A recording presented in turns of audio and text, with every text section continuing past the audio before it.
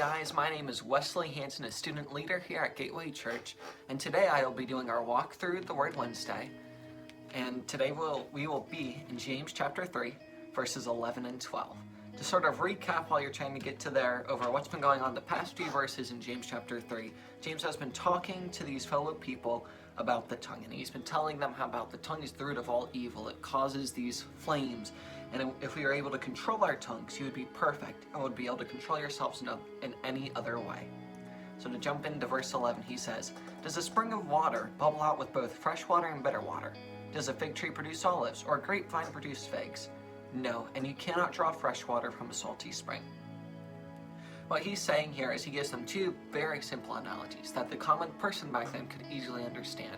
And for us, it may be a bit more difficult because you don't know what a fig tree is, or maybe you haven't literally seen a grapevine, but even then, you should still know that in reality, a fig tree doesn't produce olives. It clearly would produce figs, thus the name fig tree, just like a grapevine produces grapes, not figs. Just like with his water analogy, he says a spring of water cannot bubble with both fresh water and bitter water. Another translation, instead of saying bitter water, says salt water, which for us you can see with the oceans. It's not both a salty and a clean ocean water. It's one or the other. You can't have them mixed together. So how does this relate to everything else he's been saying? Well, if you go back to the tongue, what he's doing is he's connecting the tongue to the heart and the water with the spring, or the fruit with what comes from the tree.